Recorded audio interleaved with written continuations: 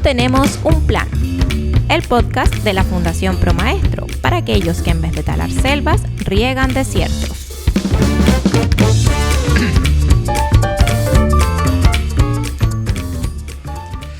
Bienvenidos y bienvenidas a una nueva capítulo de nuestro podcast No tenemos un plan. Hoy tenemos con nosotros a uno de esos profes que tiene una doble vida, ¿verdad, Karen? Bueno, que hace de todo. Qué suerte. Pues mirad, el invitado de hoy tiene, como os decía, dos caras. Una es la que conocen sus compañeros y estudiantes en el Colegio Virgen de Mirasierra, en la ciudad de Madrid, donde da clases de biología y geología. Y la otra cara es la que conocen miles de docentes a través de las redes sociales y de los medios. La cara del divulgador Juan Fernández, autor del blog investigaciondocente.com y de varios libros, entre los que destaca el último que ha publicado, En Blanco, que además tuve la suerte hace unos meses de poder presentar con él también en Madrid. Pues estamos muy contentos, Juan, de tenerte con nosotros hoy, de poder hablar contigo de cómo es eso de tener dos caras, de llevar una doble vida, así que bienvenido. El placer es mío y nada, muchas gracias a todas las personas también que nos escuchan y que gastan su tiempo, ¿no? O invierten su tiempo, mejor dicho, en escuchar este podcast que está interesante. Pues mira, vamos ya a entrar en materia. Hace unos años empezaste a traducir y a resumir libros y artículos del inglés al español para tu blog, investigaciondocente.com, lo voy a repetir varias veces para que lo visitéis. Y ahora este es un blog, es una web de referencia y tú eres un autor muy querido en redes que ha escrito varios libros sobre educación, ¿no? Empezaste como un divulgador, por decirlo así, ejemplar, tomando lecturas que eran importantes para ti, porque las necesitabas también para poder mejorar en tu trabajo, y las hiciste accesibles a otros compañeros. ¿Por qué crees que existía este vacío en español y cómo ves la situación ahora, después de todo este tiempo? Bueno, yo no fui el primero porque había muchos otros blogs, de Marta, de Fátima García Doval, de Albert Reverter. Pero es verdad que cuando yo empecé a leer, el enfoque era esencialmente práctico para mí. Es decir, había una motivación puramente de mejora personal. Y a medida que se han ido incorporando lectores, se han ido incorporando otras inquietudes. En el blog lo que tratamos de hacer es cerrar un espacio que no debería haber y que en otros países hay una cierta estructura o una infraestructura institucional que lo que viene es a cubrir la distancia que hay entre la investigación educativa y la práctica docente. En ese sentido, yo siempre trato de decir que ojalá no existiera el blog en cierta manera, ¿no? Porque en el fondo depende de la iniciativa particular de una persona que puede seleccionar las lecturas más o menos adecuadas. Y también eso a mí me ha obligado a formarme.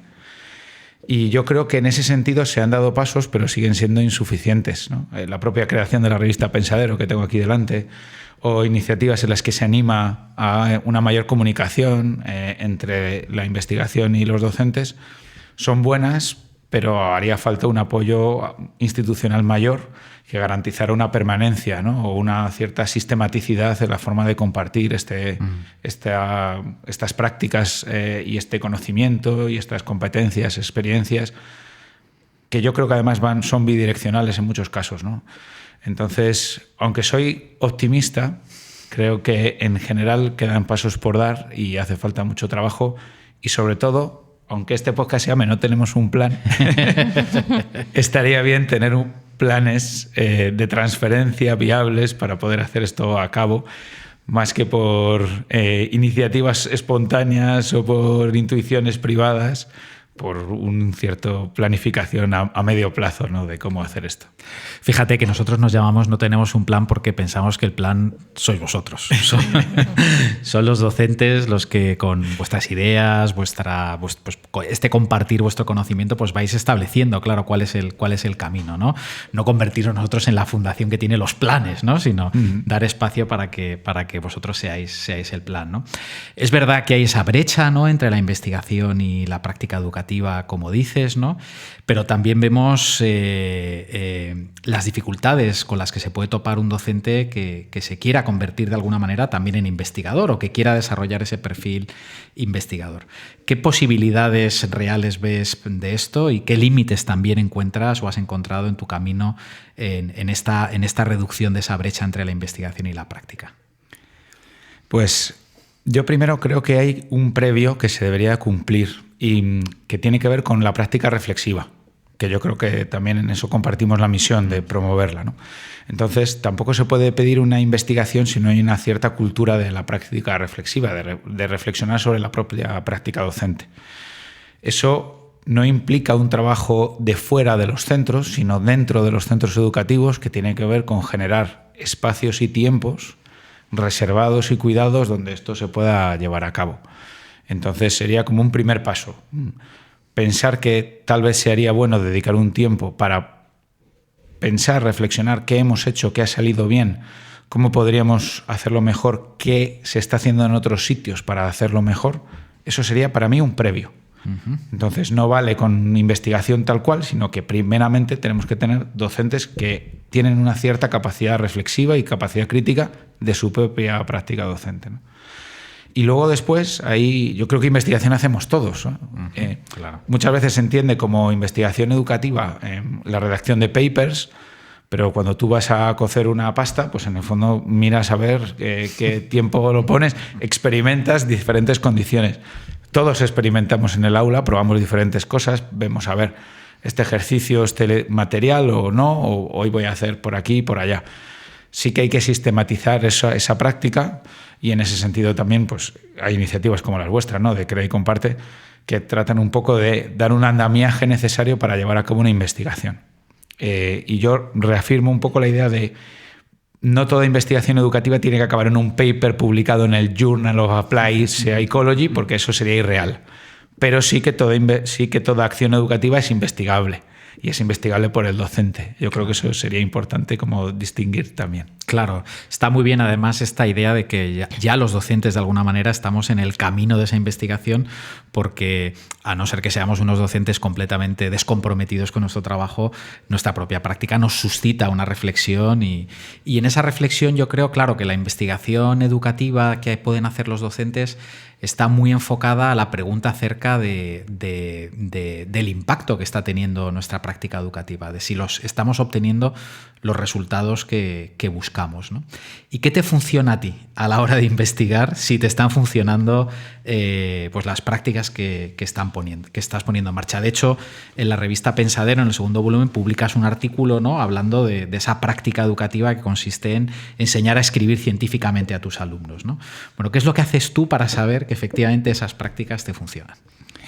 Bueno, yo diría que desde un punto de vista más cuantitativo, a mí me ayuda mucho a intentar valorar la mejora de aquellas personas que tienen más dificultades. Es decir, para mí es muy importante no solo medir una efectividad como si fuera algo neutro, sino que en el fondo la efectividad tiene que ver con cómo conseguimos que las personas que tienen más dificultades o que parten de un nivel inferior puedan llegar a niveles parecidos o a niveles más cerca de lo esperables para su etapa.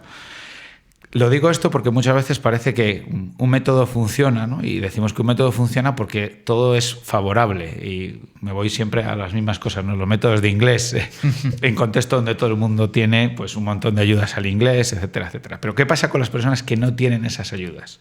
Son las que precisamente deberíamos de privilegiar. Y métodos que ayuden especialmente a esas personas que tienen esas dificultades.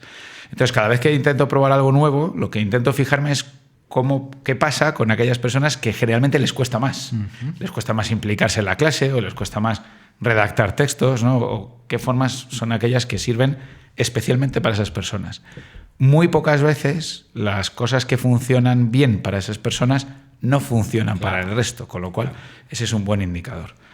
Y luego hay otra parte que tiene que ver, y esto a lo mejor sorprende a los que me leen, ¿no? Pero hay una parte intangible, cualitativa, muy importante, que tú me la mencionaste además entre el propósito del libro y desde entonces le he estado dando vueltas, ¿no? Que es el tema del vínculo. No tanto el vínculo personal, que también el vínculo con lo que es la materia, ¿no?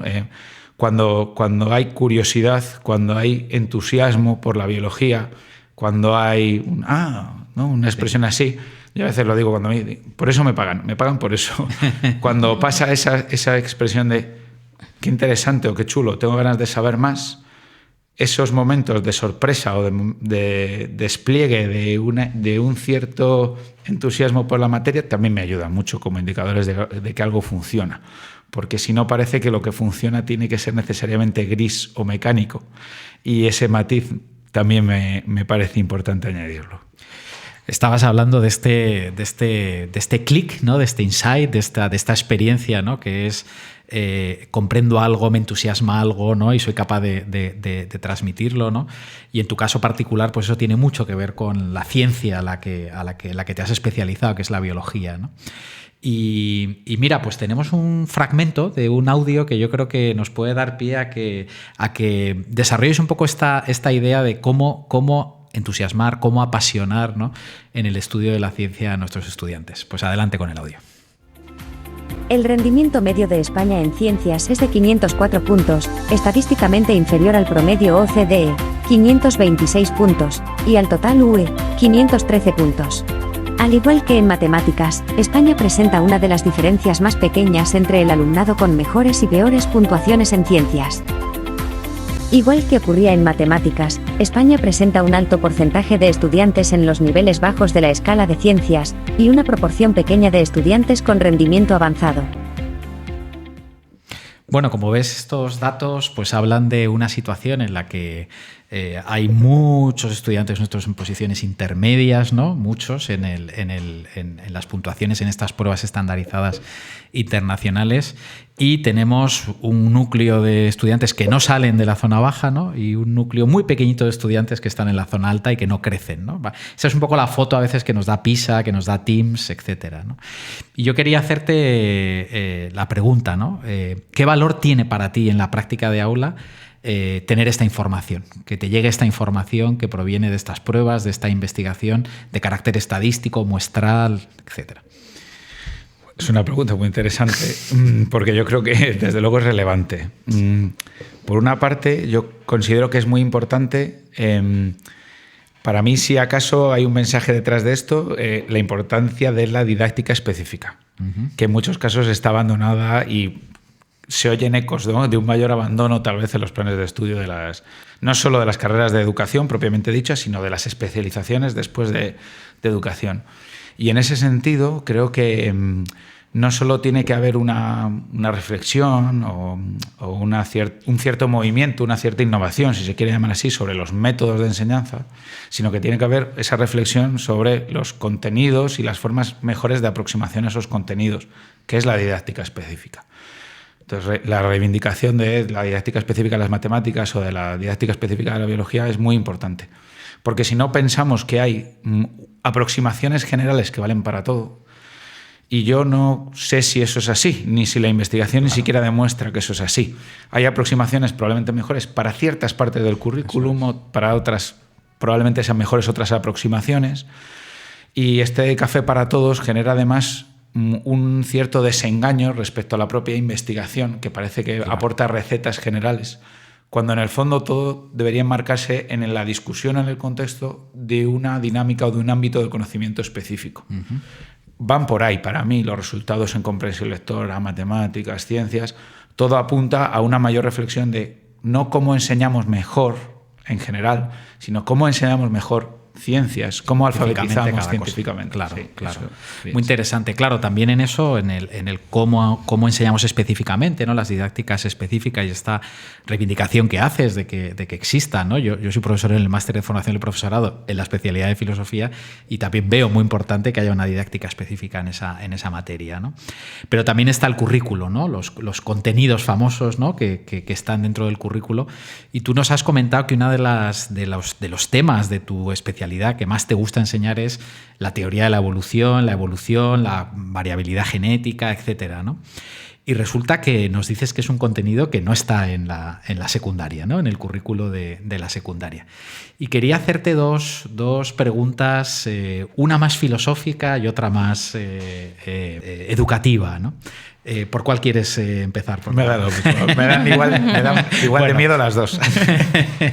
No, la filosófica es la siguiente, ¿no? A veces, claro, el resumen que las personas tienen, ¿no?, de lo que es la teoría de la evolución en la calle, ¿no?, es la lucha de la supervivencia, ¿no?, y la supervivencia del más fuerte, ¿no? Pero estoy casi seguro que tú no tienes esa visión de la evolución dedicándote a la educación, ¿no?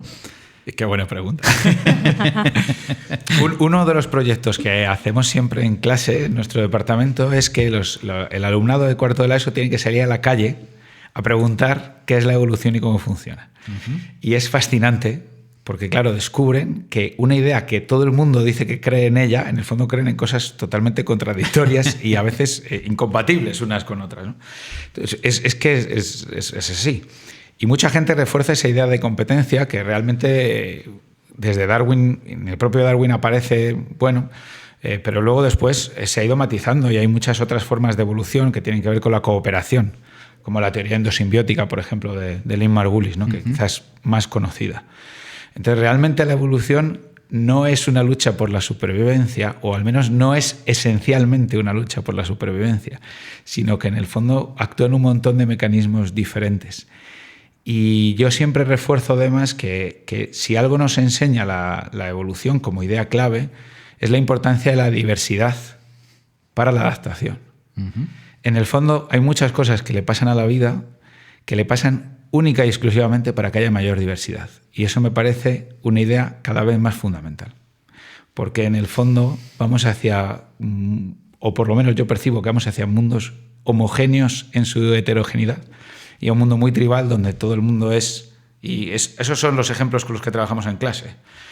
Si todos somos iguales y llevamos la misma ropa, a la evolución y a la vida en general eso no le gusta. Lo que le gusta es que haya variedad.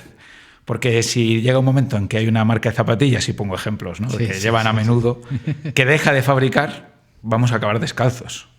Y la diversidad es lo que mejor te va a preparar para la adaptación. Tiene un valor por sí mismo, más allá de luego el valor utilitario que pueda tener. Eso casi explicaría, ¿no? Me encantó. Sí. Es que hacer preguntas filosóficas siempre bueno. Da respuestas sorprendentes. Qué interesante, ¿no? La idea de la diversidad como un valor, ¿no? de la vida y de la evolución. Y cuántos quebraderos de cabeza la diversidad nos da a los docentes. Sí, es cierto, pero también eso, por eso lo digo también. Sí, muy bien. Y para terminar ya esta parte y dejar que te sometas a los juegos de Karen, que ya verás. ¿Qué problema ves a que en la secundaria, en la asignatura de biología, no se estudie la teoría de la evolución? Mi problema viene desde el principio en el que el currículum se presenta, porque la forma de presentación es un PDF en forma de lista.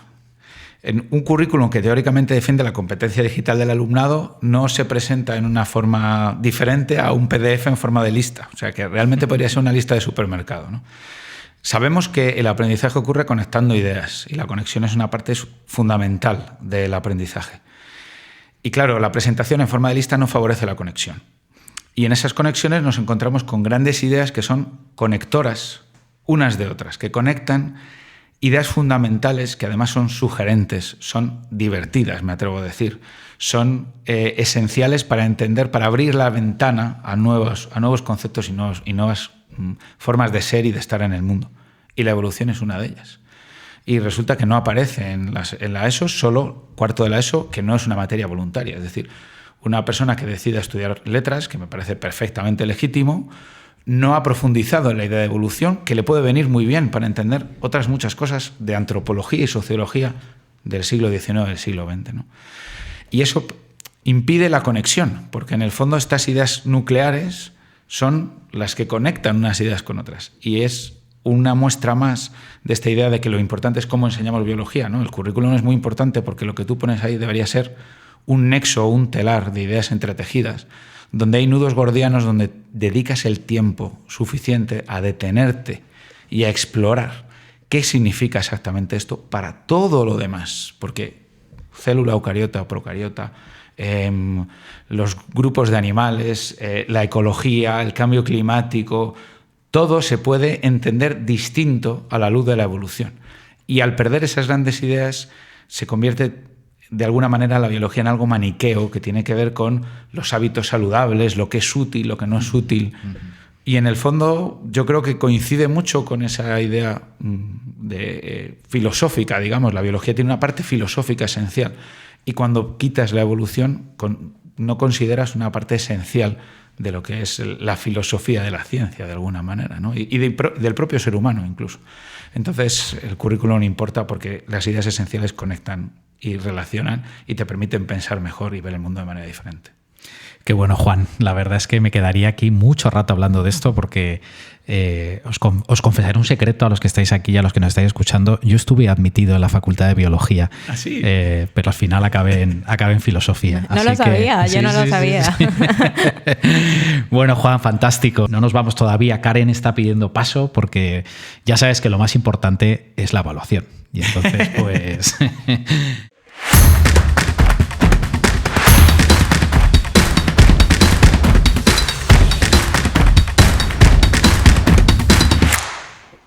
Bueno, ahora nos vamos a desordenar un poco. Ya no todo va a ser tan serio y filosófico.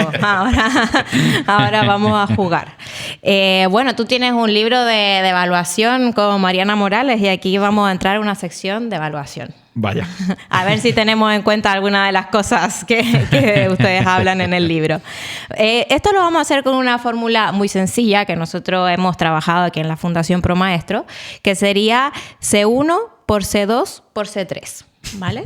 Ahora yo te voy a explicar qué es esto. Nos referimos a 3 C que son muy importantes en educación. La C del cuidado, ¿vale? La C de la colaboración y la C del conocimiento. ¿Vale? Entonces, bueno, te voy a hacer unas preguntas en relación a cada una de estas C. Pero para esto, Jorge va a ser mi asistente en esta ocasión. Por supuesto. Va a ir apuntando los puntajes, ¿vale? Vaya. Que va obteniendo claro, nuestro invitado el día de con hoy. registro y... Claro. Para que quede evidencia de todo. Entonces, en primer lugar, Juan, ¿cuántos gestos de cariño has recibido de tus estudiantes durante la última semana? Pues no podría contarlos, pero vamos a decir 30. 30. Bueno, buen número. Porque está bien cuidado, Sí, la verdad es que me siento cuidado.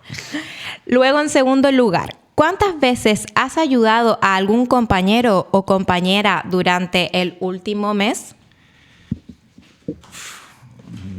O te han ayudado, ¿eh? O te han ayudado también, sí, bueno, se considera. Pues ponle 10.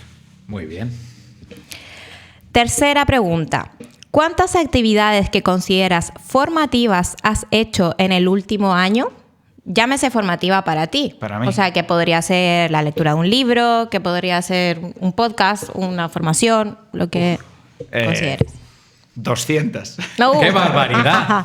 Juan, ¡Qué barbaridad! ¿en qué momento lo haces? Estoy haciendo el doctorado, entonces cada momento de mi vida claro. Tiene sentido. Claro, y demás. Bueno, tenemos Tiene una todo el puntuación sentido. altísima, ¿eh? O sea Sí. A ver, ¿cómo vamos? Pues mira, C1, que era el cuidado 30, C2, que era el conocimiento 10, y C3, que es la colaboración, el conocimiento... Uy, me he hecho un lío, Karen. No pasa nada. Bueno, C3, que era el conocimiento, 200. Perfecto. ¿Qué es lo que tenía que hacer? Hay que ir multiplicando. Vale. Hay que ir multiplicando. Por mientras tú vas haciendo eso, yo te cuento que todavía no terminamos. Ahora viene una pregunta que vamos a hacer que es de verdadero y falso, ¿vale? Dice así. El 79% de los docentes españoles consideran que su formación académica les preparó para el ejercicio de la profesión docente. ¿Verdadero o falso? Falso.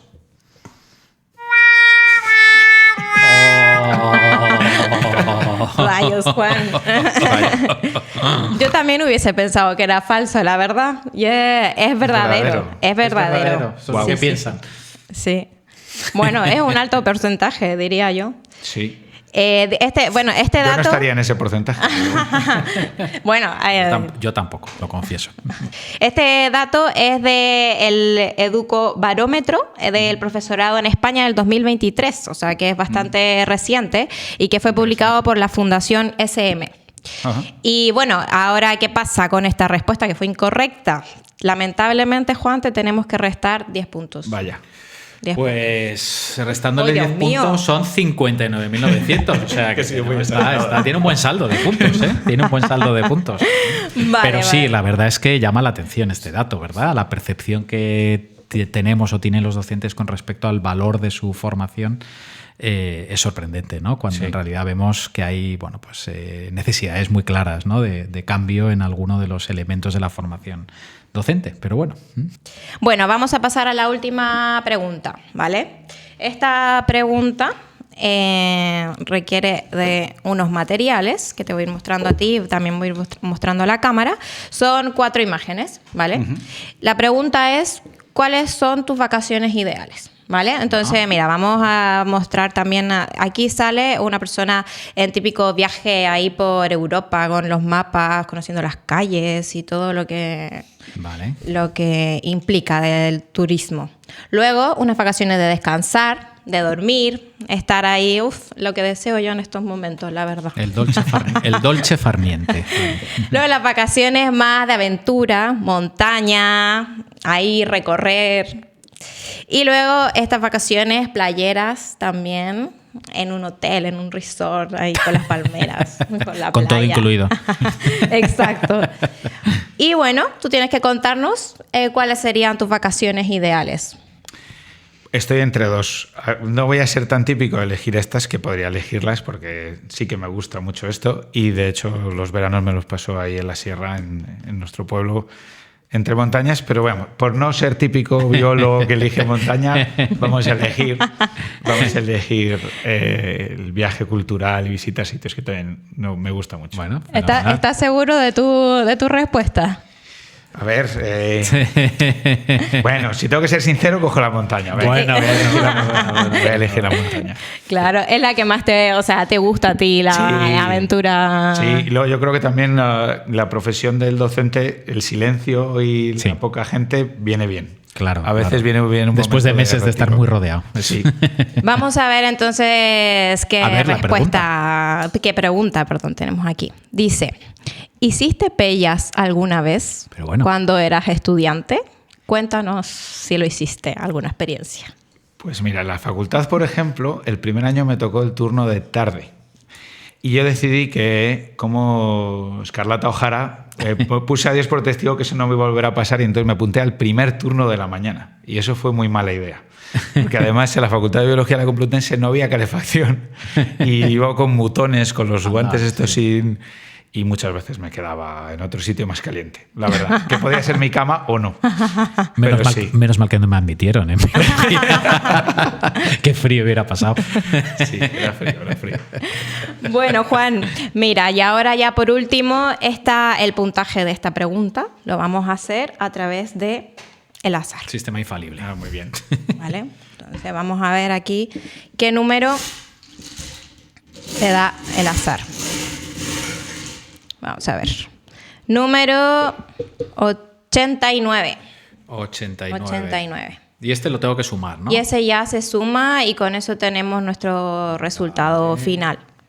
60.079 puntos. Wow.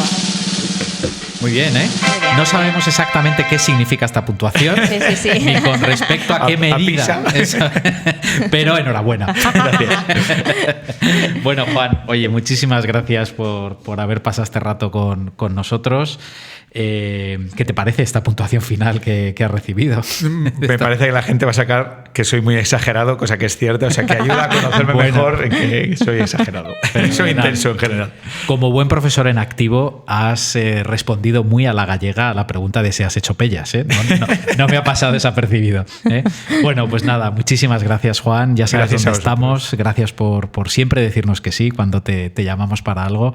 Y nada, mucha suerte y mucho ánimo con todas tus tareas y todo tu impulso en tus clases y también en la investigación educativa. Muchas gracias. Como siempre, gracias a la Fundación ProMaestro, gracias por existir y por estar ahí al lado de los maestros y los docentes y las docentes que muchas veces también necesitamos esos momentos de encuentro, de parada, de reflexión profunda, de elaboración de materiales. O sea que mi agradecimiento total a la labor que hacéis desde aquí.